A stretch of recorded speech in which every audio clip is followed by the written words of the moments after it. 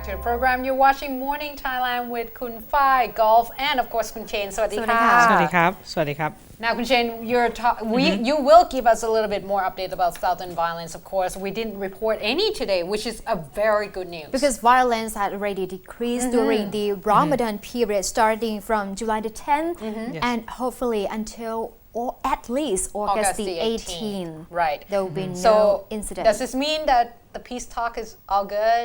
Is working Yes, its but way? now there is a problem that the BRN has add the Sadao district into the ceasefire agreement. And Sadao Okay. district Because is before in now Sadao Songkhla yes, province. is in Songkhla. Before now Sadao district is as a violence-free area has not been a part of the agreement. Oh. So, but in So it is not the risky area, the accident not at all. prone We area. don't hear much about just Songkhla. down. It just has been But added it's lately a though. very good economic and tourism spot, yeah. right? Yes. Mhm. Yeah. So Army Chief Prayut Chan-o-cha has already rejected the inclusion demand. of Sadao district in the Far South Ramadan ceasefire. Before now, the district is not a part of the agreement before. And General Prayut said that is it the BRN demand, not ours. And the government is likely to reject the demand as well. The ceasefire agreement promised the violent relief in the Ramadan month, which include the three most south provinces, Yala, Pattani, and Narathiwat, and 5 districts of Songkhla. The district is Nathwi, Sadao, Chana, Tepa, and Sabayoi. So 4 districts in Songkhla with the adding of Sadao district, despite the fact that the Thai have never classed Sadao as a violent-prone area, and the district is excluded from the Internal Security Act, which has been enforced in the other 4 districts. For the public in the Sadao district, the National Intelligence Agency reviews in their survey that people are very concerned about this violent relief announcement, and most do not agree with the inclusion, while some very concerned that if the district is included, the violence-prone can even more spread to this area. But they say that, so BRN wants the security to not be tightened within Sadao The area. as well. But people in Sadao obviously find that very, well, I would be concerned too. If you ask, you know, people to actually, could you remove the policeman in front of your house? Because, you know, we want peace. What is interesting is that Kun Somporn Siri Boranon, the chair of Songkhla Chamber of Commerce, said that the statement has already put some psychological effects on people. It would, especially tourists, because around that area, a lot of Malaysian tourists coming in Yes, because to visit Songkhla. The Sadao district is a very, I would say, A good hub. yes, for the yes. tourists, because it has Thai Changlon immigration point as well. Because I lived in Songkhla before, and I know that, you know, that's the area where trade is going. And it also has a big flow of trade and foreign investment, especially in 5-star hotels and boutique hotels. Right.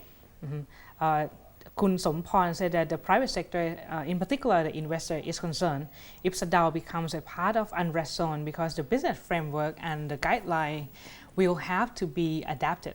Right. According to the ceasefire. Which is probably not suitable for trading within the area. Kun Apisit Wechachiwa, the opposition party leader, and I really believe that Kun Apisit is very good at being the opposition leader. He's very good. That's what I said. You know, it's not like I don't want them to become a government, but the thing is, he's so good at it, of being the opposition. Right, because he said that he would like to see the government to answer why the BRN has included the district into it, and he would like the government to be more careful about this ceasefire agreement, because he said that the BRN might use it for their goal, not to A hidden fixing agenda. The problem. Right.